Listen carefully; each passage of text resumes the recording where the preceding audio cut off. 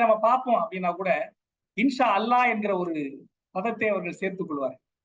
நான் என்ன என்று கேட்டேன் ஒரு தடவை. அவங்க என்ன சொன்னாங்கன்னா, இறைவனுடைய மனம் இருந்தால் என்று சொல்லுவார்கள். நான் என்னதான் தயாரிப்பாக இருந்தாலும், முயற்சி செய்தாலும், முன்னேற்பாடாக இருந்தாலும், நான் செய்ய வேண்டும் என்று நினைத்தாலும் அதற்கு இறைவனுடைய அருள் இருந்தால்தான் கைகூடும் என்கிற நம்பிக்கை அவர்களுக்கு இருக்கிறது. ஆகவே அவர்கள் எதை சொல்வதற்கு முன்பாக இறைவனுடைய அருள் இருந்தால் என்பதற்கு தகுந்த வகையில் இன்ஷா அல்லாஹ் என்று சொல்வார். அது போன்ற ஒரு நிலையில் தான் நான் இன்றைக்கு இருக்கிறேன். ஏனென்றால் நேற்று இரவு என்னால் படுத்து எழுந்திருக்க முடியவில்லை. அந்த அளவுக்கு எனக்கு உடல்நிலை சரியில்லாமல் இருந்தது. இன்றைக்கு பேச முடியுமா என்றே எனக்கு தோன்றவில்லை. ஐயாவிடம் வேற தேதியை மாற்றி சொல்லிட்டேன். இருந்தாலும் இறைவனுடைய அருளாலும் தமிழினுடைய ஆசீர்வாதத்தாலும் இன்றைக்கு உங்கள் முன் பேசுவதற்கான சக்தியை பெற்றிருக்கிறேன்.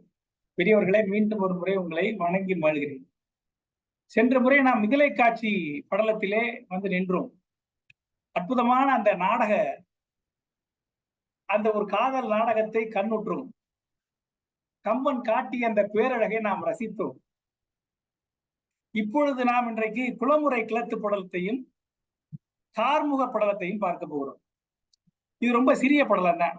சென்ற முறை பார்த்த அகலிகை படலம் மாதிரி, மிதிலை காட்சி படலம் மாதிரி பெரிய படலம் இல்லை.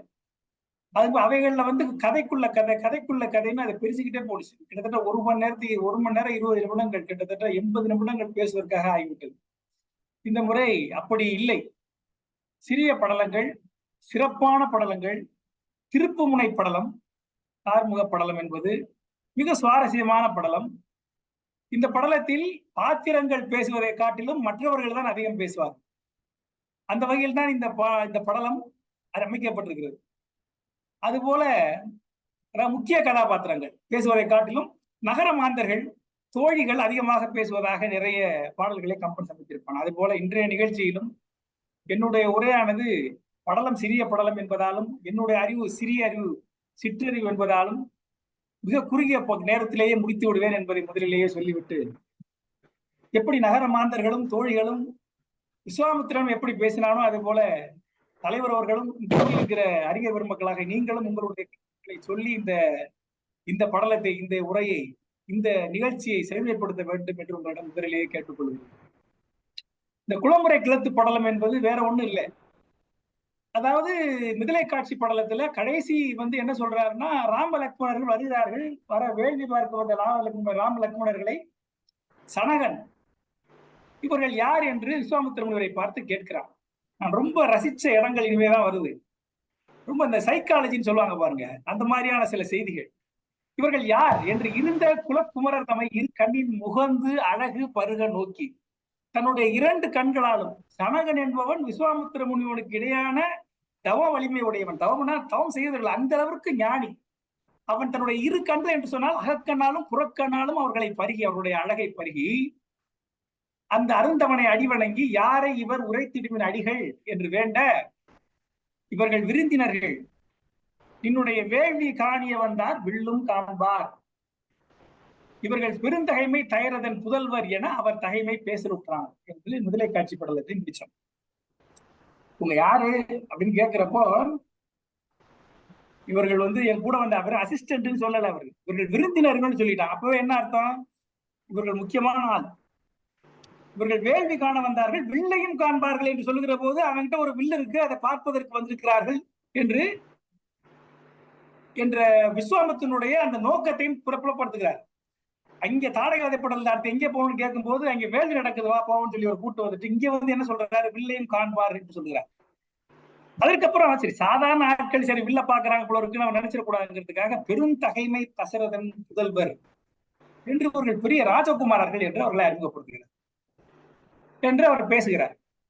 இப்ப இந்த குளமுறை கிளத்து படலத்துல விஸ்வாமித்திரர் இப்ப பேசுகிறார். என்ன பேசுகிறார் என்று சொன்னால், இந்த அரசகுமாரர்கள் இவர்களுடைய குலம் எது, கோத்திரம் எது, இவர்களுடைய வம்சாவளி என்ன, பரம்பரை என்ன, அதனுடைய பெருமை என்ன என்பதையெல்லாம் படிப்படியாக சொல்றார்.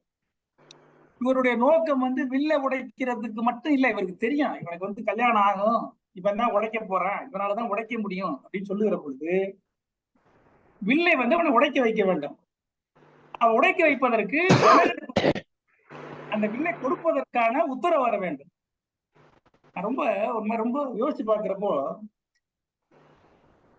எவ்வளவு பேசுறாரு இந்த, ஏன்னா நீங்க படிச்சிருப்பீங்க, இந்த தசரதனுடைய குலமுறை கிளத்து படமும் ஒரு படலமே வச்சிருக்கான் கம்பெனி. எதுக்கு வச்சிருக்கான்? நேரா போய் இங்க தசரதன் போறாரு, போயிட்டு ஒரு 2 பாட்டு தான் பாடுறாரு.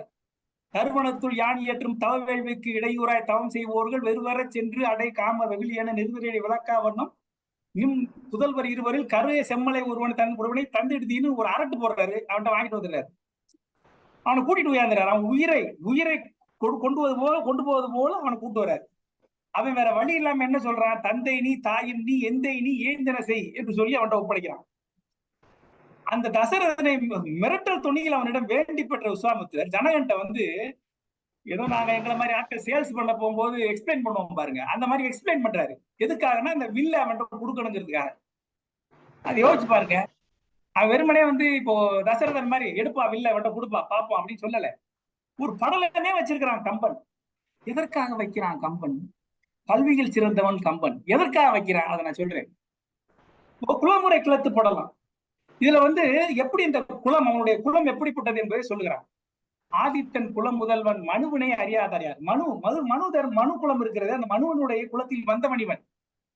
பேதித்த உயிரனைத்தும் பெரும் பசியால் வருந்தாமல் சோதி தன் வரி சிலையால் நிலமடந்தை முளை சிறப்ப சாதித்த பெருந்தகையும் இவர் குலத்து ஓர் தராபதி கான் என்று 2 முன்னோர்களை பற்றி சொல்றார். ஒண்ணு மனு, உலகம் புகழும் புகழ்பெற்ற மனுவை அறியாதவர் யார் இருக்கிறாங்க? அந்த மனுவினுடைய மரபில் வந்தவன் இது.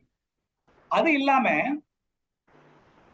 பிருது என்கிற ஒரு அரசன் உலகத்தில பெரிய பஞ்சம் அடைகிற பொழுது, பஞ்சம் வருகிற பொழுது, மக்கள் எல்லாம் வந்து உணவு இல்லாமல் தடுமாறுகிற பொழுது, நாராயணன் சென்று முறையிட்டும் கிடைக்காத பொழுது, அந்த பிருது என்கிற மனிதன் என்ன பண்ணான்னா, அவளுடைய வில்லை எடுத்து இந்த பூமாதேவியை நோக்கி செலுத்தி, அவள் தன்னுடைய நிலத்துக்குள் மறைத்து வைத்திருந்த உணவுப் பொருட்களை கொடுத்து அந்த நாட்டு மக்களை காத்தாள் என்கிற கதை இருக்குது.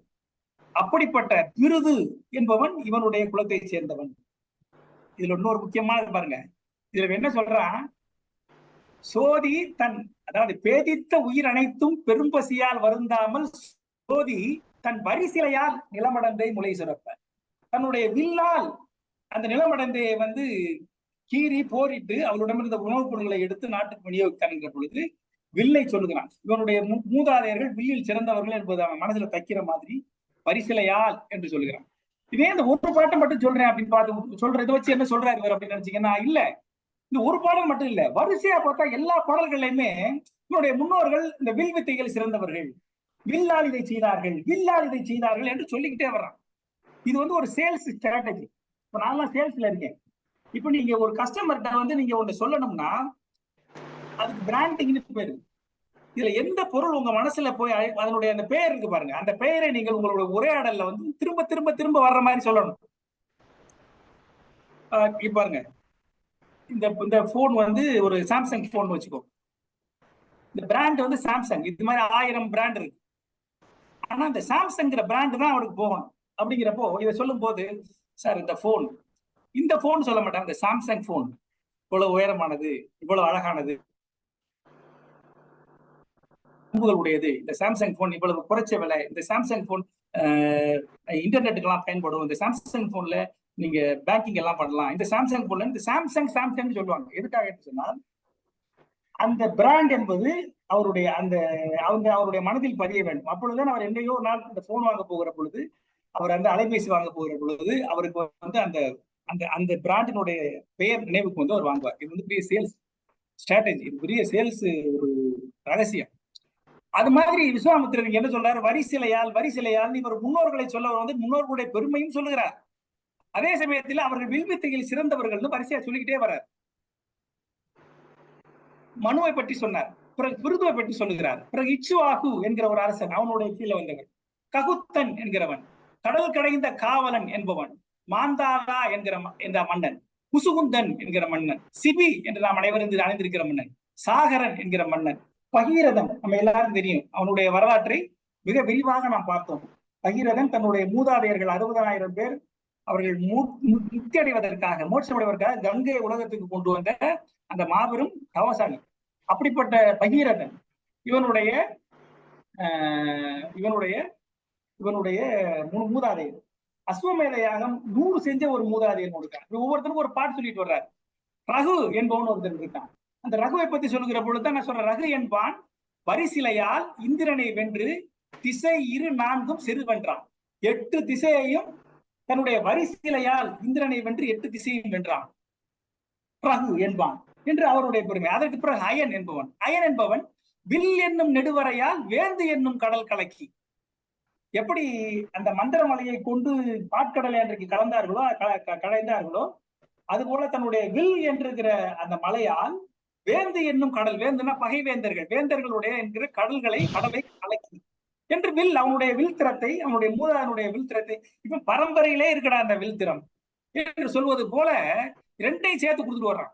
விஸ்வாமித்திரர் சொல்லுகிறார், அவர்களுடைய மூதாதருடைய பெருமை, அவர்களுடைய கீர்த்தி, அதே சமயத்தில் அவர்களுடைய வீரம், அந்த வீரத்திலே அவர்களுடைய வில் திறம். ஏன்னா ஜனகன் வந்து திடீர்னு சரி அப்படியா விருந்தினர்களா, அதனால சாப்பாடு போட்டு அனுப்பிட கூடாதுல்ல, அவரிடம் இவர்கள் வந்து வேடுவர்கள் சாதாரண நிலையில் வந்திருக்கிறார்கள், ஒரு முனிவன் கூட்டி கொண்டு வந்திருக்கிறார், யார் நம்பி விடுவார்கள் என்றால் இதற்கு முன்னால் அந்த சிலைக்காக ஆயிரக்கணக்கான வேந்தர்கள் போட்டி போட்டு கொண்டு வந்து எதுவுமே செய்ய முடியாமல் திரும்பி போய்விட்டார். ஆக வந்து போர் தொழிலாக இருக்கக்கூடிய வேந்தர்களே தோத்து போகிற பொழுது இந்த சிறுவர்களுக்கு அவன் கொடுக்காம போயிடுவானோ எனக்கு தோன்றது என்று எண்ணி ஒரு பெரிய சேல்ஸ்மேன் மாதிரி இன்றைக்கு விஸ்வாமித்திரன் என்ன செய்கிறார், அந்த குளமுறை கிளத்து படலத்தின், அதற்காகத்தான் கம்பன் வந்து இங்க ஒரு படலமே வச்சிருக்கிறார். தசரதன் ஒரு பாட்டு சொன்ன மாதிரி ஒரு பாட்டுல வாங்கியிருக்க முடியாதா? எதுக்கு என்று சொன்னால் இன்னொரு முக்கியமான ஒரு சைக்காலஜி பாருங்க. என்னன்னா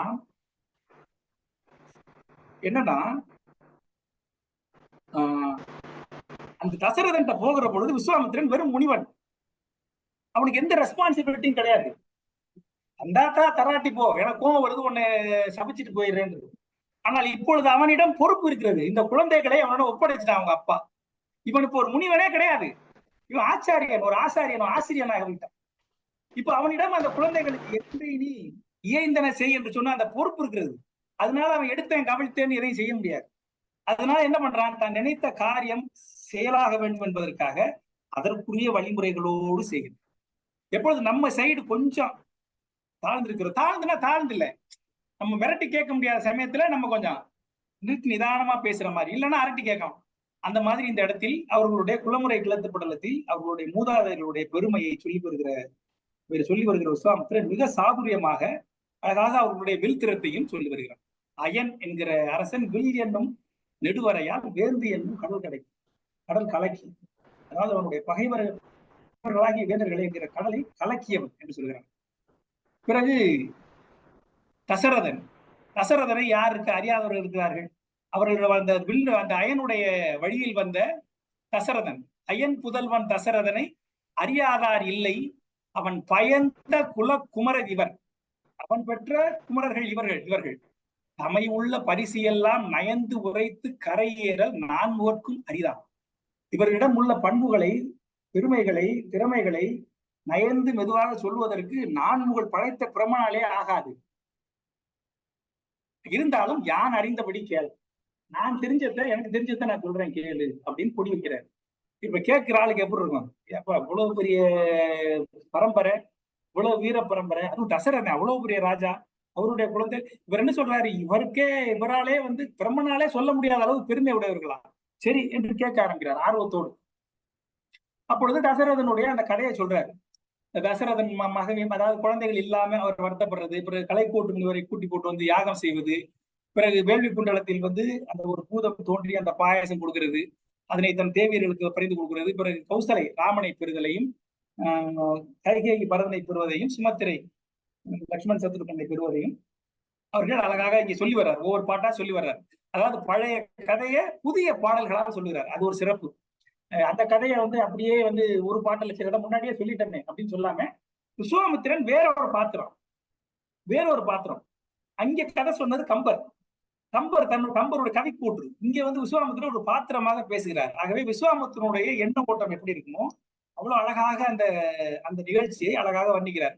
அந்த நிகழ்ச்சிகள்லாம் ரொம்ப அருமையான நிகழ்ச்சிகள். அந்த ஒவ்வொரு பாட்டையும் பார்த்துட்டு ரொம்ப நேரம் ஆயிடும் நமக்கு. அது வந்து நம்ம பண்ணோம்னா இன்னைக்கு முடியாது. அதனால வந்து நம்ம அந்த கதையை தாண்டிட்டு போயிடுவோம். இப்ப என்ன பண்றாரு, கௌசலை வந்து ராமனை பெறுகிறார். அதுல ஒரு அருமையான பாட்டு இருக்கு. அந்த பாட்டை வந்து சொல்லலாம்னு ஆசைப்படுறேன். என்னன்னா, ராமன் பிறப்பெடுக்கிறாங்க. எதற்காக பிறப்பெடுக்கிறான்னு சொன்னால், விரிந்திடு தீவினை செய்த வெவ்விய தீவினையாலும், அதாவது தீவினை செய்த தீவினை, கெடுதல் பண்ண கெடுதலால பாவம் செய்த புண்ணியம், பாவம் புண்ணியம் சேர்ந்துச்சுன்னா அந்த பாவம் தீந்துடும். பாவம் மேற்கொண்டு பாவம் சேர்ந்துச்சுன்னா அதுக்கு அழிவுதான். அது மாதிரி தீவினை செய்த வெவ்விய தீமையாலும் அருங்கடையில் மறை அறைந்த அறம் செய்த அறத்தாலும், அறம் அதுவே தவம் செய்து ஒரு அறம் செய்தால் அதனால் வந்த பயனாக இருங்கடக கரதளத்து விழுத அறிய திருமேனி, எழுத அறிய முடியாத திருமேனி கருங்கடலை, அந்த கரிய கடலை போன்ற அந்த ராமனை, அதாவது ராமன் ஒரு வார்த்தையில சொல்லிட்டா முடிஞ்சு போறாங்க, சொல்ல முடியாத அளவு அளக்க முடியாத அளவு கடலை என்ன போட்ட ராமன்னே எழுதுற அந்த இடத்துல. அவர் கருங்கடல், அவள் அளவில் அவனுடைய ஆற்றலில் அவன் ஒரு கடல், அவன் பண்பில் அவன் ஒரு கடல், அவனுடைய மேன்மையில் அவனுடைய கடல், அவனுடைய நற்குணங்களில் அவனுடைய அந்த என்ன சொல்றது அந்த அருள்குற தன்மையில் அவன் ஒரு கடல். ஆகவே ராமன்னே வார்த்தை சொல்லல. அந்த கருங்கடலை செங்கனுவாய் கௌசலை என்பவள் பயந்தாள், கௌசலை அங்கே பெற்றாள் என்று சொல்லுகிறார். ஒரு கைகை பரதனை பெறுதல் நான் ரொம்ப ரசிச்ச அந்த இடம். தள்ள அறிய பெருநீதி தனியாறு புகமண்டும் பள்ளம் என்னும் தகையான் வரதன் என்னும் பெயரான். அதாவது நீதிங்கிற ஒரு ஆறு, இந்த ஆறு எங்க போய் சேரும்? கடல்ல போய் சேரும் இல்லையா? ஒரு பள்ளத்துல ஆறுனா பள்ளத்துல போய் சேரும். சாதாரண ஆறு இல்ல, நீதி என்கிற ஒரு ஆறு இந்த உலகத்தில் இருந்து அந்த உலகம் போய் சேர்ற இடம் ஒரு பள்ளமாக இருந்தால் அந்த பள்ளம் அணை என்னும் தகையான, இந்த பள்ளத்தை போன்றவன் பரதன். அதாவது நீதியினுடைய இருப்பிடம், நீதியினுடைய காப்பிடம், நீதியினுடைய கொள்ளிடம் பரதன். அவன் தான் நீதிக்கே அச்சாரம், அவன் தான் நீதிக்கே அதிபதி. அப்படிப்பட்டவன் பரதன் என்று சொல்லுகிறான். ஏன் சொல்லுங்க, நீங்க யோசிச்சு பாருங்க. ராமன் காட்டுக்கு போக சொல்லிடுறாங்க, அரசாட்சி பரதனுக்கு வந்துருது. உலகத்திலே நீதி எல்லாருமே சாதாரண மனுஷங்களுக்கு நீதினா மத்தவனுக்கு தான். நமக்கு வருகிற பொழுது கொஞ்சம் யோசிப்போமா? யோசிக்க மாட்டோம். தனக்கு வருகிற பொழுது அந்த நீதியை கொஞ்சம் தள்ளியா போய் எதுக்கு அப்போ உடனே நம்ம பேச ஆரம்பிச்சிருவோம். ஆமா, எங்க அப்பா எங்க அம்மா கிட்ட ஒரு வரம் வாங்கிட்டு எதுக்கு அவரு முடியாதுன்னு சொல்றாரு இப்ப அப்படின்னு பேச ஆரம்பிச்சிருவோம் நம்ம. ஆனா அவனுக்கு நீதிதான். அப்போ அந்த நீதியினாலதான் அவன் என்ன சொல்றான், அதை அந்த மணிமுடியை துறந்து விட்டு கானகம் நோக்கி சென்ற தன்னுடைய தமிழை நோக்கி ஓடுறான், ஒரு துறவி போல ஓடுகிறான். நமக்கு அவனுடைய பண்பை எப்படி விஸ்வாமித்திரர் இங்க வெளிப்படுத்துகிறார் பாருங்க. தள்ள அறிய பெருநீதி தனியாறு புகமண்டும் பள்ளம் எனும் தகையானை பரதன் என்னும் பெயரானை எள்ள அரிய குணத்தாலும் எழிலாலும், அரிய குணம் அதாவது எண்ணி பார்க்க அரிய குணத்தாலும் எழிலாலும் அழகாலும் இவ்விருந்த வள்ளலையே அணையானை கேகையர்கோன் மகள் பயந்தாள். கேகையர்கோனுடைய மகள் பயந்தாள் என்று சொல்லுகிறார். இங்க பாருங்க, இதுல அதாவது ஒரு பாட்டுல மாட்டிக்கிறோம் நம்ம. இங்க பாருங்க என்ன சொல்றாரு, அவன் நீதி உடையவன் என்று சொல்கிறார். இது ஒரு செய்தி. இரண்டாவது, போன பாட்டுல என்ன சொல்றாரு, செங்கனிவாய் கௌசலை என்றுதான் சொன்னார். செங்கனிவாய் கௌசலை என்றுதான் சொன்னார். ஆனா இந்த இடத்துல என்ன சொல்ற பாரு, கேகையர் கோன் மகள் பயந்தான். அவள் ஒரு மன்னனுடைய மகள், அவளுடைய மன்னனுடைய மகள் என்பதால் கேகையர் கோன் என்பதையும் அழகாக இங்கே சொன்னார் என்று அழகாக போடுறாங்க அந்த வார்த்தையை. இரண்டாவது, இன்னொரு சைக்காலஜி பாருங்க. புலமுறை கிளத்து படலம்னா அதுக்கு ஒரே பாட்டுல சொல்லியிருக்கலாம். ஒரு முதல் வரியில ராமனை வேணா ஒரு ராமனுக்கு ஒரு பாட்டு போட்டு, இரண்டாவது வரியில பரதனுக்கு ஒரு 2 வரி, இவனுக்கு ஒரு 2 வரி, இவனுக்கு ஒரு 2 வரி சொல்றாரு. எதற்காக? அவனுடைய குணநலன்கள் எல்லாம் சொல்றாரு. எதற்காக? அதாவது ஒரு பொண்ணை கட்டி கொடுக்கணும்னு நினைக்கிறாங்க, அவன் மனசுக்குள்ள என்னென்னலாம் சந்தேகம் வருமோ அந்த சந்தேகத்துக்கெல்லாம் விடை தருகிற போல இவர் சொல்றாரு. நம்ம என்ன கேட்போம், பொண்ணை கட்டி கொடுக்குறவனா இருந்தா ஒரு வேலை ஒரு வெளில வளைச்சு பொண்ணையை கட்டி கொடுக்குற மாதிரி வைங்க. அப்ப என்ன நடப்பான்? அவனுக்கு என்ன நோக்கம், இங்க யாரு, எந்த குலம், என்ன கோத்திரம், உங்களுடைய பரம்பரை என்னது, எந்த வம்சாவளி, உங்க அண்ணன் தம்பி எத்தனை பேரு, அப்பா அம்மா எப்படிப்பட்டவங்க. இப்ப எல்லாம் என்ன பண்றாங்க, இப்ப கல்யாணம் பண்றவங்க எல்லாம் வீட்டுல அண்ணன் தம்பி இருந்தா கல்யாணம் பண்ண மாட்டாங்க. எங்க வீட்டுல ஒரு பையன் ஒரு பொண்ணு தான் கல்யாணம் நடக்குது, அதுவும் அந்த பொண்ணு கல்யாணம் பண்ணி கொடுத்துடணும், அப்பதான் அந்த பையனுக்கே கல்யாணம் நடக்கும்.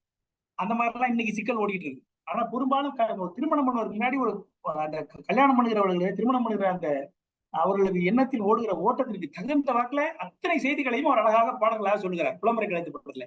இதெல்லாம் சொல்ல வேண்டிய அவசியம் இல்லை. அதனாலதான் கல்வியின் சிறந்தவன் கம்பன்னு சொல்றேன். அதாவது எதிர்த்தாப்புல இருக்கக்கூடிய மனிதனுடைய உள்ள கிடக்கையை உணர்ந்து அவனுடைய எதிர்பார்ப்பை உணர்ந்து அத்தனைக்கும் பதில் சொல்லுகிற மாதிரி அவனுடைய அந்த இது இருக்கு. இதுல என்ன சோகம் தெரியுமா? இதுல என்ன சோகம் தெரியுமா? முனிவர் விஸ்வாமித்திரர் வந்து அந்த வேலைக்கு வந்துட்டார். அந்த அளவிற்கு ராமன் அவருடைய உள்ளத்தை கவர்ந்து விட்டாங்க. கடைசியில ஒரு பாட்டு சொல்லுவார், என் உயிரே அணையவன் இவன் சொல்லுவார். அந்த அந்த எல்லாவற்றையும் துறந்து விட்ட விஸ்வாமித்திரனால் கூட துறக்க முடியாத ஒரு சொந்தமாக ராமன் வந்து விட்டான். ஆகவேதான் அவனை முன்னிறுத்துவதற்காக இவ்வளவு பாடல்களையும் அவர் பாடுகிறார். இதுல பாடுவது குசாமத்தினுடைய பாடல், இது அவனுடைய கூற்று. அவன் எப்படி சொல்றான், அண்ணன் தம்பி சண்டை 4 பேர் இருந்தாலும் சண்டை போட்டு நாளைக்கு தன்னுடைய பொண்ணுக்கு பிரச்சனை வருமோ அப்படின்னு நினைக்க கூட வாய்ப்பு இருக்கு. ஆகவே என்ன சொல்றான், பரதன் என்பவன் யாரு, நீதி என்கிற 6 புகமட்டும் பள்ளம் எனும் தகையான் எல்ல அறிய குணத்தான் பரதன் என்று சொல்லுவார். அடுத்து வந்து அவருடைய 2 அடுத்த சுமித்திரை லக்குமன் சத்ருக்களை பெறுகிறார். அதை அழகாக சொல்றார். அறுவரிய திரளினர் ஆய் அறம் கெடுக்கும் விரல் அரக்கர் வெறுவர தின் திரளார்கள் வில்லேந்தும் எனில் செம்பொன் பருவரையும் நெடுவெள்ளி பருப்பதமும் போல்வார்கள். அதாவது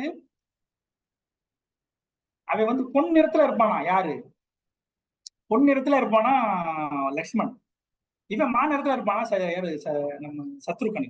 ஆகவே வில்லேந்தும் அவன் வில்லேந்தினாங்கன்னா செம்பொன் பருவரை, வில்லேந்தி அவர்கள் நிற்கிற பொழுது நிற்கிற பொழுது பொன்மலையை போல இருக்கிற லட்சுமணையும் வெள்ளி மலையை போல வெள்ளி பருப்பதமும் வெள்ளி மலையை போல் இருக்கிற சத்ருக்கனையும் இருவரையும் இவ்விருவருக்கு இளையால் ஈன்றெடுத்தார். யாரு, கௌசலைக்கும் கைகேயிக்கும் கீழே 3ஆவதாக இளையாளாக இருந்த சுமத்திரை ஈன்றெடுத்தாள் என்று ராமனுடைய சகோதரர்களையும் சொல்றாரு.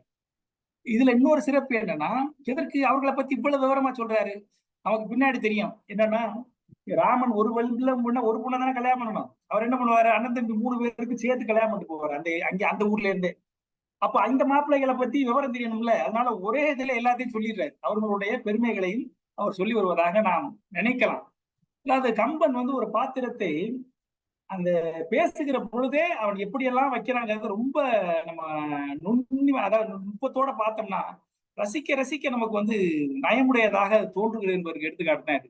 பிறகு புதல்வர்கள் வளர்கிறார்கள், அதை சொல்றாரு. வேத முதலிய கலைப்பயிற்சியை சொல்றாரு. அந்த கலைப்பயிற்சியை சொல்லுகிற பொழுது இந்த ஒரு அற்புதமான பாடல் சொல்றாரு. அதாவது தசரதனாம் பொறையோடும் தொடர்மனத்தான் புதல்வர் எனும் பெயரே காண். தசரனுடைய பெயர் தான், பேருக்கு அவர்கள் தசரனுடைய பிள்ளைகள். திரையோடும் அரசு இறைஞ்சும் செறிகழல் கால் தசரதனாம் பொறையோடும் தொடர்மனத்தான் புதல்வர் எனும் பெயரே காண். அதாவது அதாவது நல்ல ஆட்சி, வரி போட்டு நல்ல திரையோடும் பொறையோடும் நல்ல பொறுமையோடும் கருணையோடும் ஆட்சி புரிகிற தசரதனுடைய புதல்வர்கள், இவர்கள் பேர் தான் புதல்வர்கள், அவருடைய புதல்வர்கள். ஆனால் உபநயன விதி முடித்து மறை ஓதுவித்து இவரை வளர்த்தவன் வசிட்டன் கான் என்று சொல்றார். யார் வளர்த்தது தெரியுமா, வசிட்டன் என்று சொல்லுகிற பொழுது அவனுடைய குணநலன்களையும் இங்க வலியுறுத்துறார். தசரதன் சரி எல்லாம் சரிப்பா, பெரிய குடும்பம் தான், வில்லுல பெரிய குடும்பம் தான், பசங்க நல்ல பசங்க தான், இருந்தாலும் அந்த அந்த பரம்பரை புத்தின்னு ஒண்ணு இருக்குல்ல, அவங்க அப்பா வெளியில 3 வெளியே தெரியாம ஒரு 10,000 கணக்குல வச்சிருக்கிறாருல்ல, அதனால இந்த மாதிரி சிக்கல் வந்துருவோம் என்று சொல்வது அவனுக்கு மனசுக்குள்ள வந்துரும்ல. நான் சொல்றேன், அவன் வந்து என்னன்னா அவன் மனசுக்குள்ள என்னெல்லாம் வருமோ அதுக்கெல்லாம் சேர்த்து பேசுற.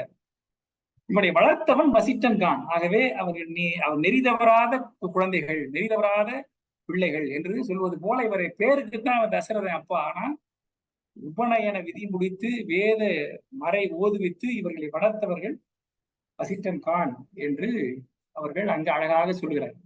இதை நம்ம படிக்க ரொம்ப ஆசையா இருக்கு. எப்படி விஸ்வாமித்திரன் வந்து இவர்களுக்கு ஒரு வக்கீலாக இருந்து அங்கே அவங்க கேஸ வந்து பிரசன்ட் பண்றாரு ஒரு நல்ல விதத்துல. பிறகு ராமலக்ஷ்மணன் அவர்களுடைய பெருமையை சொல்லியாச்சு, அவங்க குலப்பெருமையை சொல்லியாச்சு. இவங்க 2 பேர் எப்படிப்பட்டவங்க சொல்லணும்ல, அதுக்காக என்ன சொல்கிறார், தன்னுடைய வேள்வி காத்தமே சொல்லுகிறார். தன்னுடைய வேள்வியை காத்து அவர் கூட்டு வந்தது, அவர் காத்தது. அந்த ராமன் வந்து தாடகை மேல் செய்த அம்ப அவர் சொல்லுகிறார். அங்க என்ன சொல்றாரு, இவ்வண்ணம் நிகழ்ந்த வண்ணம் அவர் பாட்டு சொன்னார் இல்லையா, கைவண்ணம் அங்கு கண்டேன். அந்த கைவண்ணம்ங்கிற ஒரு வார்த்தைய இங்க விரிச்சு ஒரு பாடலாக அதே விஸ்வாமித்திரன் சொல்லுகிறார். என்ன சொல்கிறார் என்றால், அலை உருவ கடல் உருவத்து ஆண்தகை தன் நீண்டு உயர்ந்த நிலை உருவ புய வழியை நீ உருவ நோக்கு ஐயா. அலை உருவ கடல் உருவ ஆண்தகை, இவன் எப்படி இருக்கான் பாருங்க, அலை ஓடுகிற கடலை போன்ற உருவமுடைய ஆண் தகையாக இருக்கிறான். அவன் நிமிர்ந்து நிக்கிற பொழுது அவனுடைய தோலை பாரு, எப்படிப்பட்ட தோல் தெரியுமா? உலை உருவ கனல் உமிழ் கண் தாடகை தன் உரம் உருவி மலை உருவி மரம் உருவி மண் உருவிற்று ஒரு வாளி. அலை உருவ கடல் உருவம், அலை புரள்கிற கடலை போன்ற உருவமுடைய இவன், அவனுடைய ஒரு வாளி, அவனுடைய தோல், அந்த தோல் இருந்து ஒரு வாளி, ஒரு அம்பு, உலை உருவ கனல் உமிழ் கண், கண்ல இருந்து நெருப்பு பொடி பறக்கக்கூடிய அந்த உலை போன்ற கண்களை உடைய தாடகையினுடைய உடலை உருவி, அதற்கு பிறகு பின்னாடி இருந்த மலையை உருவி, அதற்கு பின்னாடி மரத்தை உருவி, அதற்கு பிறகு மண்ணுல போய் மண்ணையும் கிழித்தது என்று அவர் பாடுகிறார். எவ்வளவு அழகான ஒரு அடுக்கு தொடர் வருது பாருங்க. அதாவது ரொம்ப அற்புதமான பாட்டு. இதுல ஒரு நயம் என்னன்னா, அலை உருவ கடல் உருவம். அலை உருவ கடல்னா அது நீர். உலை உருவ கனல் உமிழ் கண். உலை உருவ கனல் தீ. அந்த தீயை எது அணைக்கும்? நீர் தான் அணைக்கும். ஆகவே அப்படி தீ போல எங்களை எல்லாரையும் பயமுறுத்தி கொண்டிருந்த, எங்களை புசி கொண்டிருந்த அந்த தாடகையை கருணை கடலாகிய இவள் வந்து காப்பாற்றினான் என்பதை அழகான ஒரு பாடல்ல அவர் சொல்றார். தாடகை தன் உரம் உருவி மலை உருவி மரம் உருவி மண் உருவிற்று அவனுடைய ஒரு வாழி என்று அந்த சிறப்பை சொல்றார். பிறகு தாடகை மக்கள் மறைந்து போகிறதை சொல்லுகிறார். பிறகு ராமனுடைய படைக்கலங்கள்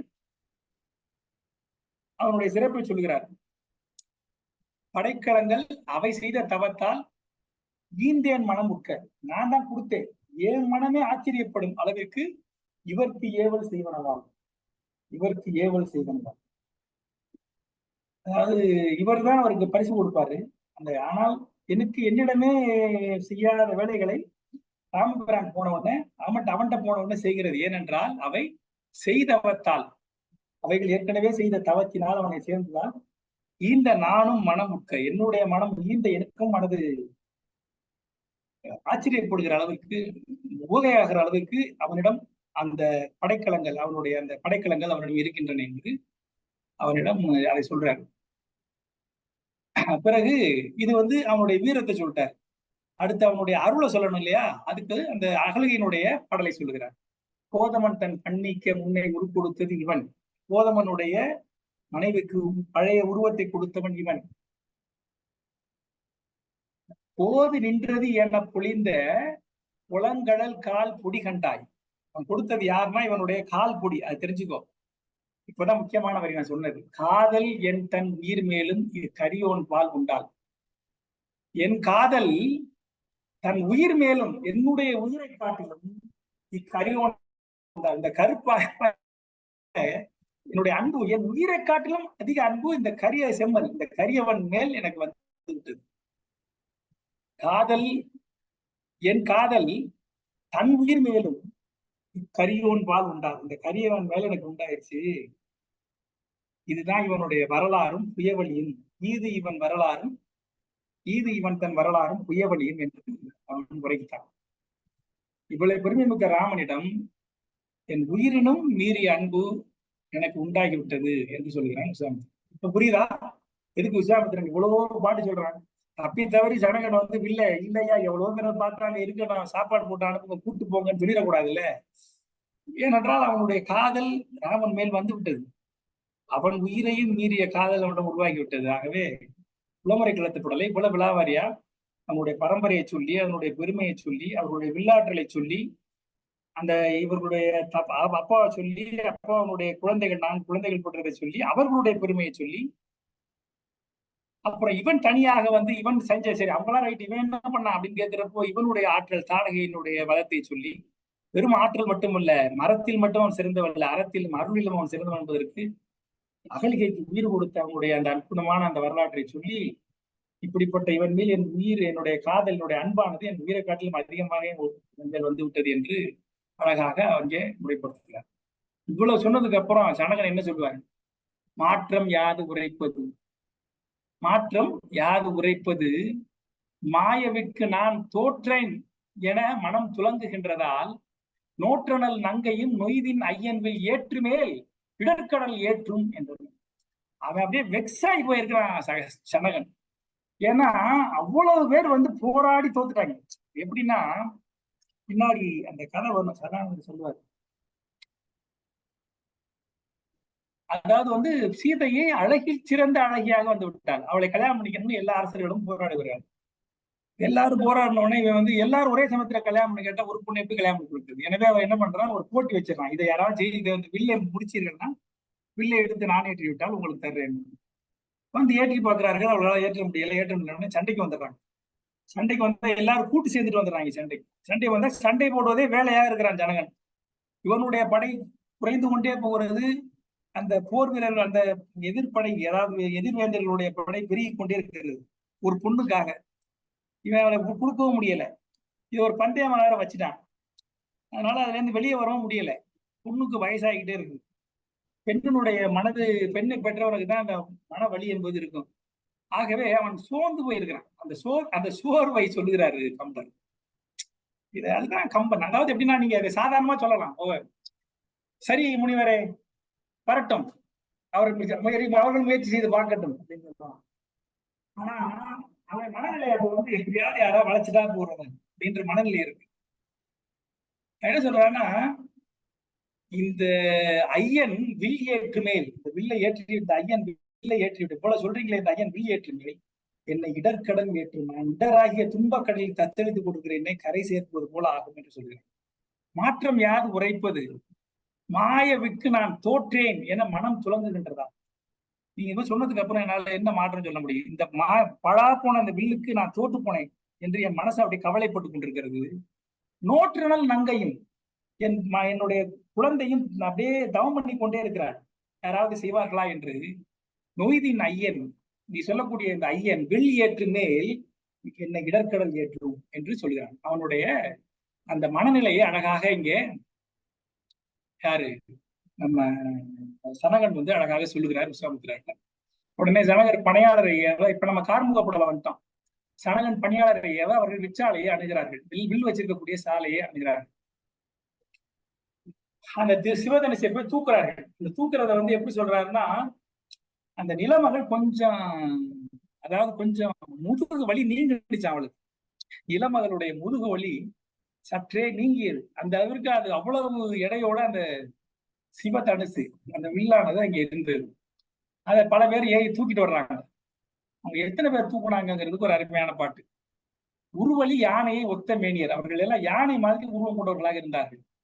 செரிய மயிர் கல் என திரண்ட தோழினர், அதாவது திரண்ட, அதாவது குத்தீட்டி போல இருக்கக்கூடிய முடி, திரண்ட தோழினர், மலை போன்ற திரண்ட, கல் போன்ற திரண்ட தோழினர். அதாவது முடி நிறைய இருக்குன்னா ஆண்மை அதிகமா இருக்குன்னு நினைச்சுக்கலாம். அப்படி ரொம்ப வீரமுடையவர்கள்.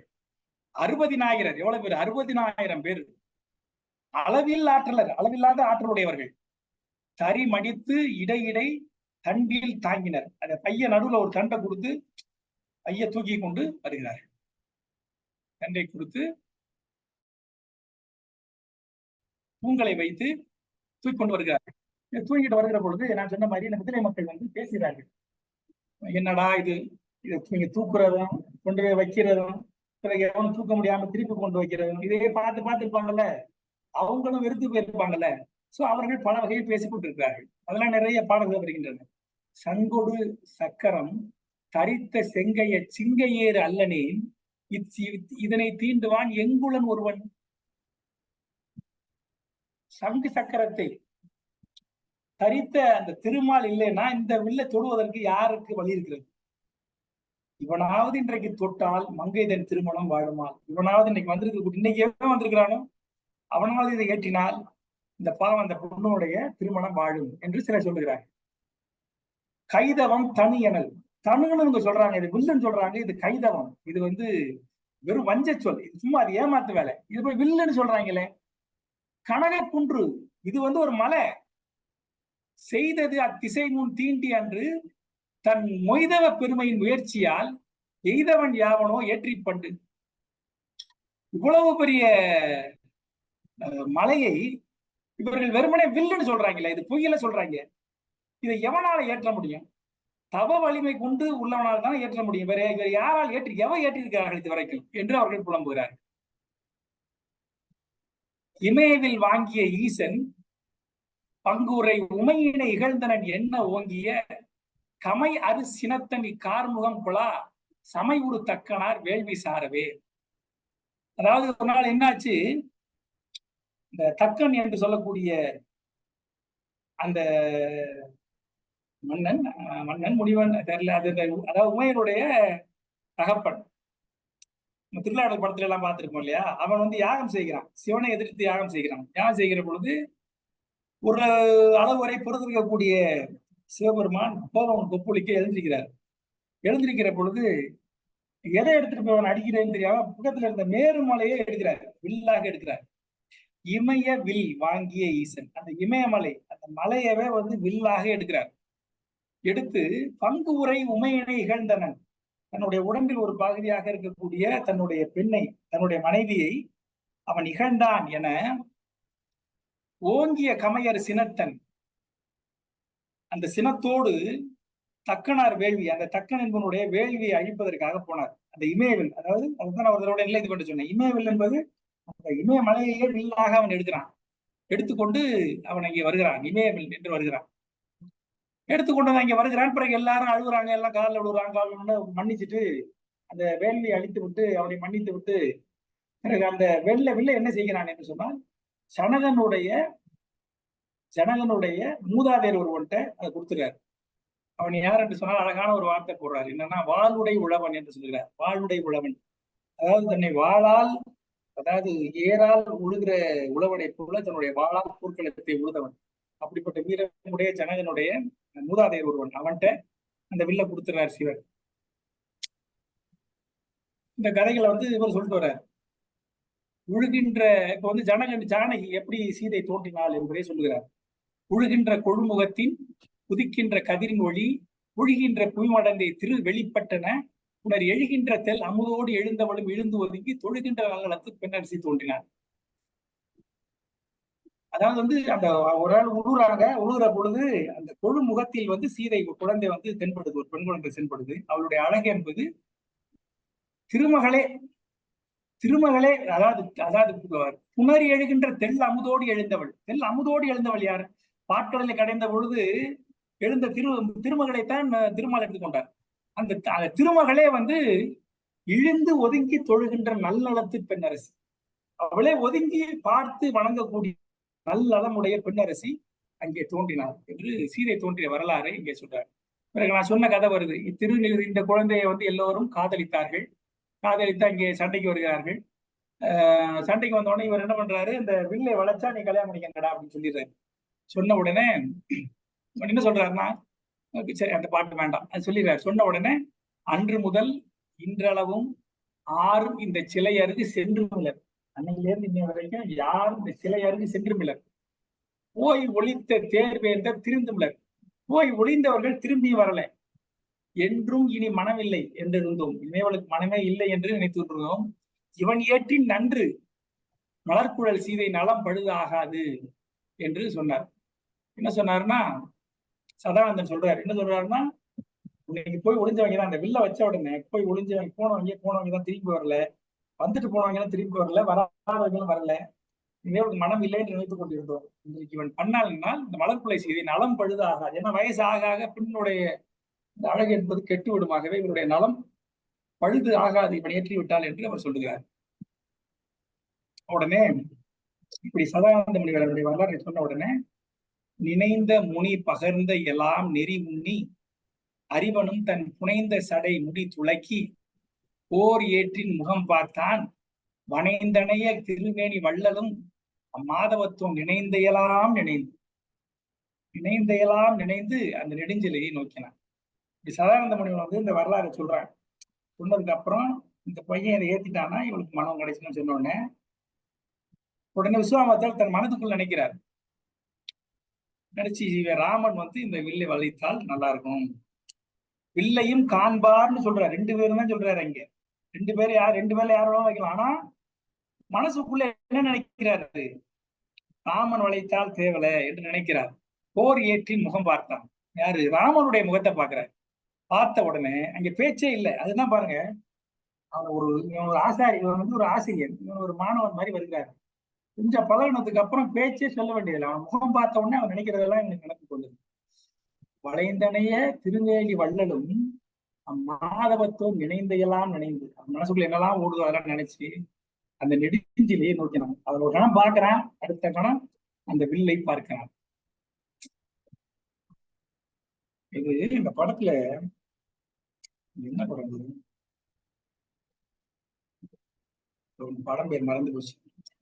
கமலஹாசன் ராதிகாலாம் நடிச்சிருப்பாங்க. சிற்பிக்குள் முத்துன்னு ஒரு படம். அந்த படத்துல இந்த காட்சியை வந்து ரொம்ப அழகாக வைரமுத்து எழுதியிருப்பாங்க. ராமன் கதை கேளுங்கள், ஸ்ரீ ரகுராமன் கதை கேளுங்கள், ராமன் கதை கேளுங்கள், அலங்கார சீதை அழகரசாளும் கோதை அவள் விழி கண்டு மொழி கொண்டு மணமாலை தந்த ராமன் கதை கேளுங்கள் அப்படின்னு அந்த படத்துல அந்த பாட்டுல வந்து அது ஒரு சுயம்பரம் மாதிரி சொல்லியிருப்பாரு. அதாவது இந்த ராமாயணத்தெல்லாம் படிக்காம அந்த படத்தை மட்டும் நினைக்கிறவங்க என்னன்னா இது வந்து சுயம்பரம் நடந்திருக்கும் அதாவது நினைச்சிருப்பாங்க. அதாவது புலிகளின் பலம் கொண்ட புருஷனும் வந்திருந்தார், ஆனித தமத யானையின் பலம் கொண்ட வேந்தரும் அங்கிருந்தார் எப்படி வரும். அதாவது இந்த மாதிரி நிறைய பேர் வந்தாங்க, ஒவ்வொருத்தரும் முயற்சி பண்ணாங்க, கடைசியில வந்து தோத்து போனாங்க. உடனே ராமன் எழுந்தான், கண்ணை அளந்தான்னு அந்த பாட்டு போகும். அதை வந்து சுயம்பரமா சொல்லியிருப்பாரு. ஆனா இங்க சுயம்பரம் இல்லை. அதாவது விஸ்வாமித்திரர் நினைப்பதை அவன் அந்த மாதவத்தோடு நினைந்த எல்லாம் நினைந்து அந்த அந்த வில்லை அவன் நோக்குகிறான். நோக்கி அடுத்த செகண்ட் எழுந்திருக்கிறான். எழுந்திருக்கிறது எப்படின்னா, பொழிந்த நெய் ஆகுதி வாய் வழி பொங்கி எழுந்த கொழுங்கடல் என்ன எழுந்த. வீட்டுல வந்து நம்ம வேள்வி பண்ற போது அந்த நெய் ஊட்டுகிற பொழுது அந்த தீ எப்படி சல்லுன்னு எழுந்திருக்குமோ, அப்படி ஒரு வேகத்தோட எழுந்திருக்குமோ, அது போல அவன் எழுந்தான். அந்த தீங்கிறது வந்து நன்மை செய்கிற தீ. இது வந்து காட்டு தீ இல்லை, இது வேள்வி தீ, நன்மை செய்வதற்காக எழுகிற தீ. அதுக்கு அந்த ஆஜா அதை என்ன சொல்றது, அதனுடைய ஜோதி இருக்கும், அதனுடைய வீரம் இருக்கும், ஆனா அதுல ஒரு அடக்கம் இருக்கும். அந்த மாதிரி பொழிந்த நெய் ஆகுதி வாய் வழி பொங்கி எழுந்த கொழுங்கணல், கணலின் கொழுந்தை போல அவன் எழுந்தான். அவன் எழுந்து வில்லை வில்ல எடுக்க போறான். எடுக்க முன்னாடியே இன்னொருத்தன் வில்ல எடுத்து 1000 பேர் அடிச்சிட்டான் அப்படின்னு ஒரு பாட்டு போடுறாரு. காமன் மங்கையர் மேன் கலை கொடுத்தார். அவன் எழுந்த அழகா பார்த்த உடனே நிறைய பெண்கள் சுத்தி இருந்த பெண்கள் மனங்கள்ல உடைஞ்சு போச்சான். அவர்கள் மனமாகிய வில்லை வந்து அவர்களுடைய மனமாகிய வில்லை காமன் தன்னுடைய கரும்பு வில்லால் நொறுக்கி விட்டான் என்று எழுதுகிறார். அவன் எழுந்த அழகா பார்த்தவன் சுத்தி இருக்க பொண்ணுங்களா என்ன அவ்வளவு அழகா இருக்கானேன்னு அவன் மேல் காதல் கொண்டாடு. அவனுடைய மனமாகிய காதலாகிய அந்த வில்லை அந்த இவர் யாரு மன்மதன் அவனுடைய கரும்பு வில்லால் நொறுக்கி விட்டான் என்று சொல்கிறார். இதை படிக்கிறப்ப எனக்கு வந்து வந்ததுன்னா, பெரிய பெரிய இந்த விஐபி எல்லாம் வருவாங்க பாருங்க, அந்த அமைச்சர்கள் எல்லாம் வரும்பொழுது அவர் நடுவில் வருவார். அதுக்கு முன்னாடி ஒரு 4 கார் போகும், 5ஆவதா அவர் கார் வரும், அதுக்கு முன்னாடி 10 கார் போகும். அந்த மாதிரி இவர் உடைப்பதற்கு முன்பாகவே ஒரு நிறைய பெண்களுடைய காதல் வில்லை காமன் உடைத்தான் என்று ஒரு பாட்டை போடுறாரு. போட்டதுக்கு பிறகு ராமன் பிள்ளை நோக்கி நடக்கிறான். பொன் நாகமும்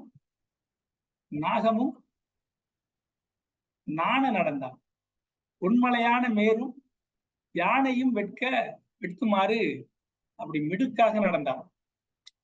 அதாவது இவனுடைய அடைக்கு முன்னால் மலை தோற்று போய்விட்டது. ஏனென்றால் இவனை மாதிரி உயரமா இருக்கிறது மலை, ஆனால் இவனை மாதிரி நடக்க முடியுமா? நடக்க முடியாது. யானை இவனை மாதிரி இருக்கிறது, ஆனா இவனை போல இவன் அழகாக அப்படி வீர நடை போட்டு போக முடியுமா? யானையால போக முடியாது. ஆகவே உன் நாகமும் நாண நடந்தான் என்று அவன் நடக்கிற அந்த அழகை சொல்லுகிறார். அடுத்துதான் அந்த அற்புதமான காட்சி. அது ஒரு பெரிய வில்லு, அது இமயவில் மலையே வில்லாக அங்கே படுத்து கிடக்கிறது. இந்த வில்ல அங்க எடுக்கும் பொழுது நிலமகள் சற்று முதுகு நெளிந்து கொண்டால் எழுதியிருப்பாரு. அதை கொண்டு வந்து இங்க வைக்கிறப்போ நிலமகள் பள்ளம் விழுகிற மாதிரி வச்சார்கள் என்று கம்பர்.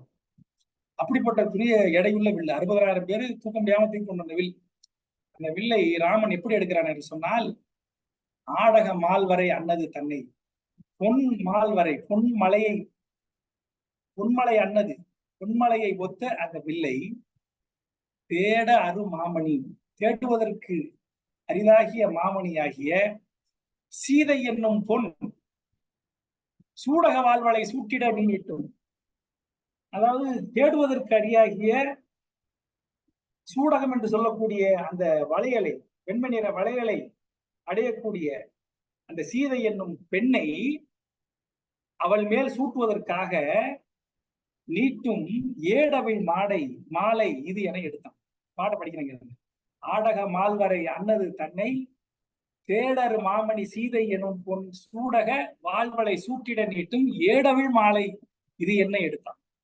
ஒரு மலர் மாலையை எடுப்பது போல, ஒரு மலர் மாலையை எடுப்பது போல அவன் எடுத்தான். அது எதுக்காக எடுக்கிறான்னா, இந்த சூடக வாழ்வளை சூட்டிட நீட்டும் சீதையின் பொன் அவளை சூட்டிட, அவளை சூழிட, அவள் மேல் சூட்டுவதற்கு நீட்டக்கூடிய ஏடவை மாலை இது என அவன் எடுத்தான் என்று அழகாக அந்த காட்சியை அவ்வளவு அற்புதமாக அவர் வர்ணிக்கிறேன்.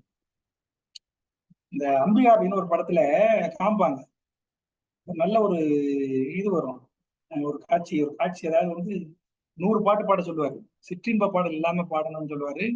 முதல் பாட்டு தான் எல்லாரும் தெரிஞ்ச பாட்டு, சிந்தனை செய் மனமே அப்படின்னு வரும் இல்லையா. அதுல 99 முடிச்ச உடனே அந்த பொண்ணு எஞ்சிருவா. எஞ்ச உடனே இவன் பாட்டை விட்டுருவான். அந்த மாதிரியான ஒரு காட்சி வைக்காம கம்பர் இந்த இடத்துல பாட்டு சற்றே சரிந்த குடலே தரளபடம் போட்டே வரும் ஊஞ்சலாட அப்படின்னு வரும் அந்த பாட்டு. அந்த பாட்டு அந்த 100வது பாட்டுல வந்து அந்த மாதிரி அவர் தடுமாறிடுவாரு. அந்த மாதிரி இல்லாம ஒரு காட்சி வைக்காம சீதை எங்கேயோ வச்சுட்டு ராமன் வந்து நான் வேலையை மட்டும் பாக்குற மாதிரி, ஆனாலும் அவளை நினைத்து அப்படிப்பட்ட பொன்னை போன்ற அவள் மேல் சூடுகிற ஒரு ஏடவள் மாலை போல அவன் அதை எடுத்தான் என்று அழகாக அந்த இடத்த வர்ணிக்கிறார். அவர் எடுத்த உடனே எல்லாம் பார்த்துக்கிட்டே இருக்காங்க. தடுத்து இமையாமல் இருந்தவர் தாளில் மடுத்ததும் நான் நுதி வைத்ததும் நோக்கார், கடுப்பெண்ணில் யாரும் அறிந்திலர் கையார், எடுத்தது கண்டார் இட்டது கேட்டார்.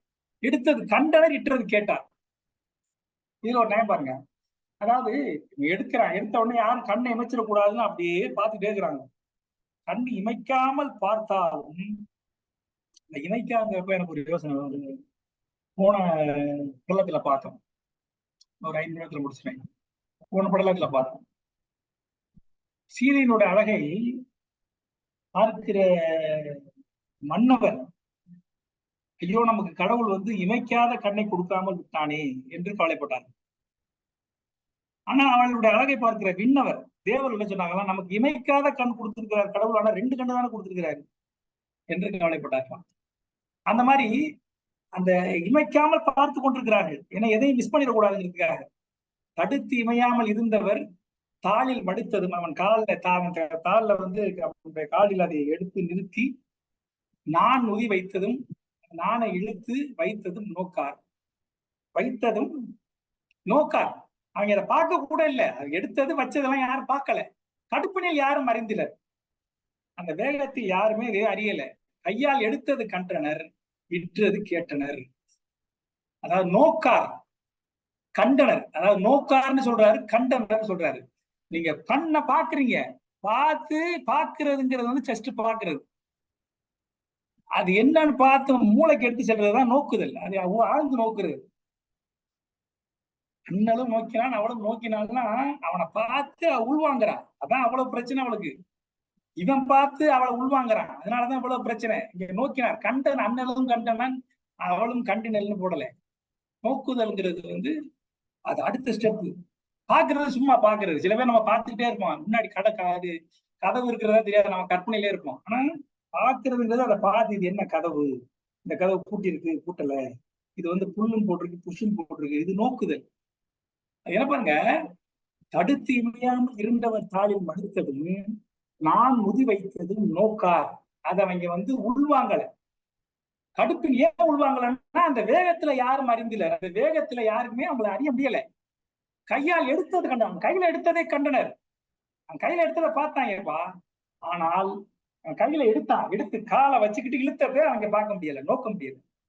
எடுத்தது கண்டனர், இட்டது கேட்டார்னா அது போயிருச்சு, அது வந்து பாஸ்ட் டென்ஸ். அதை அவங்க பார்க்கறதுக்குள்ளேயுமே அவங்களே மீறி அது முடிந்து விட்டது. கேட்டார், அது பாஸ்ட் டென்ஸுக்கு போயிடுச்சு. ரொம்ப அற்புதமான பாட்டு. இது வந்து ரொம்ப ஒரு காலம் தழுவிய பாட்டு. இப்ப நான் சொல்ற மாதிரி கேளுங்க. எது நோக்கார், எது கண்டனர், எது கேட்டார்? தடுத்து இமையாமல் இருந்தவர் தாளில். சரிங்க, கடுப்பினை யாரும் அறிந்தார், யாருமே எதையும் அறிய முடியவில்லை. ஏனென்றால் தடுத்து இமையாமல் இருந்தவர் தாளில் மடுத்ததும் நான் ஒதி வைத்ததும் நோக்கார். அவர்கள் பார்த்தார்களே தவிர நோக்கவில்லை.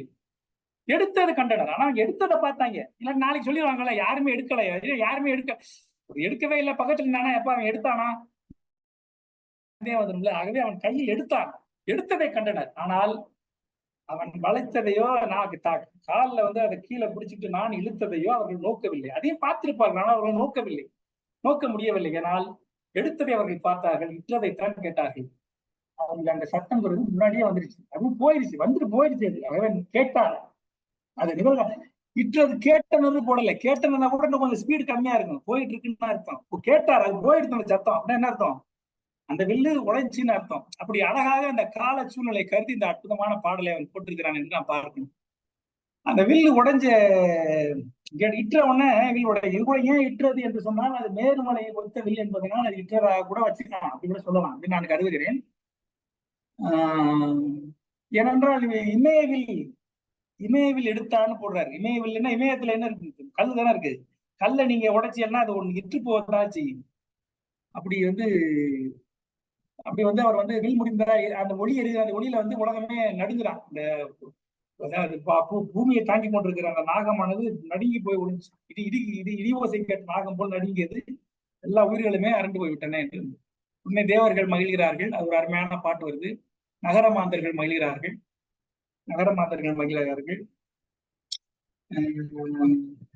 அருமையான பாட்டெல்லாம் இருக்கு. தசரதன் புதல்வர் என்பார், தாமரை கண்ணன் என்பார், புயல் இவன் மேனி என்பார், பூவையே பொருவும் என்பார், மயலுடை துலகம் என்பார், மானிடன் அல்லன் என்பார், கயல் பொரு கடலுள் வைகும் கடவுளே காணும் என்பார். அப்படியே அப்பா, கயல் பொரு கடலுள் வைகும் கடவுளே காணும் என்பார். கடலுக்குள் உறங்குகின்ற அந்த திருமால் தான் என்று அவனை புகழ்கிறார். வெற்றி பெற்றவனை புகழ்வதற்கு என்ன வரிகளாக எவ்வளவு அழகாக சொல்லுகிறான். இந்த சமயத்துல சீதை இங்க வந்து ரொம்ப புலம்பிக்கிட்டு இருக்கா. இந்த வேலை நடக்காம இப்ப கேமரா அந்த பக்கம் திருப்புறாரு கம்பர். விண்தளம் கலங்கு இலங்கு திங்களோடு மீது சூழ் வண்டு அலம்பு அலங்கல் தங்கு பங்கியோடும். அதாவது வானத்தில் இருக்கக்கூடிய திங்களை முகமாக கொண்டு வண்டுகள் சுற்றி தங்குகிற அந்த முடியோடும் வார்சிலை குண்டல், இந்த வில்லேந்திய அந்த குண்டல், அந்த இளைஞன் இரண்டு கண்ணின் ஒன்று கொண்டு என்னுடைய இரண்டு கண்களின் வழி, இந்த கண்கள் அவனுடைய கண்களின் வழியாக என் உள்ளே வந்து முண்டு என் ஆவியை, என்னுடைய கண் வழியாக வந்து என் ஆவியை உயிராகி ஆகி நீரை போல மொண்டு அதை உண்டு போய்விட்டான். அவன் உண்டு போன அந்த நினைவு என் நெஞ்சில் இன்னும் உண்டு, அது என்றும் உண்டு என்று அழகாக அடுக்குமொழியில போறார். நான் இரண்டு கண் வழியாக என் உள்ளே நுழைந்து என் உயிரை மொண்டு அதை உண்டு சென்ற அந்த நினைவு எனக்கு இன்று உண்டு, அது என்றும் உண்டு என்று அவனை நினைத்து புலம்பிக் கொண்டிருக்கிறார். புலம்புகிற பொழுது அவருடைய தோழி நீலமாலை போல் வருகிறார். இது ரொம்ப அருமையான காட்சி. நான் இது எப்படி வைக்கிறாருன்னு கவனிச்சாங்க. இது வந்து ஒரு தோழி வந்துட்டாங்கன்னா உடனே என்ன பண்ணுவா, டக்குன்னு வந்து எப்படி சொல்லுவா, நம்மளா தான் எப்படி வைப்போம் அந்த காட்சி. எவ்வளவு அழகாக வைக்கிறார் பாருங்க. தோழி நீளமாய் வருகிறார். வந்த உடனே அவர் ரொம்ப குதிச்சு ஆடுறா, சந்தோஷப்படுறா, கட்டி பிடிச்சிக்கிறா, அவளை எல்லா வேலையும் பண்றா. உடனே சீதை வந்து தோழியை என்ன நடக்குது என்ன விசாரிச்சு உடனே அவ சொல்றா, அவ மாத்திரை அளவில் தாள் மடித்து முன்பையில் சூத்திரம் என தோழின் வாங்கினான். ஒரு மாத்திரை அளவுல தூக்கி நிறுத்தி முன்பையில் சூத்திரம், அதாவது முன்னாடியே பழகி போன ஒரு சூத்திரம் மாதிரி, முன்னாடியே பழக்கப்பட்ட வில் மாதிரி அதை தோளில் வாங்கினான். ஏத்தினர் இமையவர் இழிந்த பூமலை வேத்தவை நடுப்புற முறிந்து விழுந்தது. வேந்தர்கள் பகைவேந்தர்கள் நடுங்கி விழ அது அப்படியே அது என்னது முறிந்து வீழ்ந்தது என்று அந்த சமயத்துல சொல்றான். சொன்ன உடனே இவளுக்கு வந்து ஒரு பக்கம் மகிழ்ச்சி, இன்னொரு பக்கம் அவனோ என்று நினைக்கிற பொழுது அவளுடைய பல்வேறு கூட்டுகளின் மூலமாக அவன் வந்து ஒரு கோமுனுடன் வந்த கொண்டல் என்று சொல்லுகிறார். தாமரை கண்ணன் என்று அவனுக்கு உரிமை கொடுக்கிறார். யாரு? நீலமாலை சொல்லுகிறார். அப்படி சொல்லுகிற பொழுது ஆம் அவனே கொள் என்று இவனுடைய ஐயம் சீதை வந்து சரி அவன் தான் அப்படின்னு ராமன் தான் என்று நினைக்கிறார். நினைக்கிற பொழுது அடுத்து ஒரு சேர்ந்து வேற யார் இருக்குமோ என்று சொல்லுகிற பொழுது வேற யாரும் இருந்தால் அது தோன்றலே அவன் அல்லனேல் இறப்பன் என்று அகத்துள் உண்ணினான். அவனாக இருந்தால் நன்று, அப்படி இல்லை என்றால் நான் இறப்பேன் என்று அவள் அகத்துள் உண்ணினான். யோசிச்சு பாருங்க, இது வந்து அவளுடைய இந்த தூய காதலை காட்டுகிறது. ஒரு பொண்ணு இவ்வளவு நாள் கல்யாணமே பண்ணல, இவ்வளவு நாள் கல்யாணமே ஆகல. அந்த பெண்ணு கல்யாணமாகாத பெண்ணு வந்து அவளும் பெண் தான். ராமனை பார்க்கிறாள், காதல் கொள்கிறாள். அவளுடைய அந்த அந்த உணர்வுகளை காமிக்கிறார் கம்பர். சரி யாரோ ஒருத்தன் முடிச்சுட்டான் உடனே இவனாத்தான் இருக்கணும்னு நினைக்கிறான். நினைச்சாங்க இல்லை என்றால் நான் உயிர் துறப்பேன் என்று சொல்லுகிற பொழுது அவளுடைய கற்பு எப்படிப்பட்ட கற்பு, தூய காதல். இது ஒரு காதல், அற்புதமான காதல். அதனாலதான் காடு வரைக்கும் வந்தா அவர். காடு வரைக்கும் வந்தது காரணம் அவன் மேல் கொண்ட காதல் தான். இந்த காதலை வெளிப்படுத்துவது போல இந்த பாடலானது இங்கே அழகாக அவர் போடுகிறார். அத்தோன்றலே அவன் இல்லனேல் இறப்பேன் என்று அகத்துள் உண்ணினார். இது இங்க நடந்த உடனே இப்ப அங்கே வெல் முடிச்சாச்சு, எல்லாம் அங்கே கொண்டாடமா இருக்கிறார்கள். அப்பொழுது வந்து சனகன் கோசிகனை நோக்கி கூறுகிறான். என்ன கூறுகிறான் என்று சொன்னால், ஐயா உன்னால் அழைத்து வர பெற்ற உன்னுடைய மைந்தன் இந்த மாதிரி ஒரு நல்ல காரியம் செஞ்சுட்டான். எந்த தாமதமும் இல்லாமல் அடுத்த முகூர்த்தம் நல்ல முகூர்த்தம், உடனே நாளைக்கே அந்த கல்யாணத்தை முடிச்சிருவோமா? இல்ல நீங்க சொன்ன மாதிரி தசரதன் அவரை வர வச்சு கல்யாணம் பண்ணுவோமா? இந்த ரெண்டில் உங்களுக்கு எது விருப்பம் என்று சொல்லுங்க என்றால், நீங்க சொன்னீங்க இவன் வந்து உங்க உயிர் என்று சொன்னீர்கள், ஆகவே நீங்க முடிவு கொள்ளுங்க என்று ஜனகன் வந்து அவர் கேட்கிறார். உடனே விஸ்வாமித்திரன் சொல்லுகிறார், இல்ல தசரதனை வர வச்சு செய்வோம், இதான் நல்லது என்று சொல்லுகிறார். சொன்ன உடனே ஜனகன் வந்து மிகுந்த மகிழ்ச்சியோடு இங்க நடந்த செய்திகள் எல்லாம் சொல்லுக என்று சொல்லி திருமண ஓலையையும் தூதுவரையும் அயோத்தியை நோக்கி அனுப்புகிறான் என்று மிக மங்களகரமாக இந்த கார்முக படலம் என்பது நிறைவு பெறுகிறது. இப்படி சீதையினுடைய நீண்ட கால கனவு நிறைவேறியதையும் அந்த வில்லானது எவர் கையில் சேர வேண்டுமோ அவர் கையில் சேர்ந்து அது அதற்குரிய நிறைவை பெற்றதையும்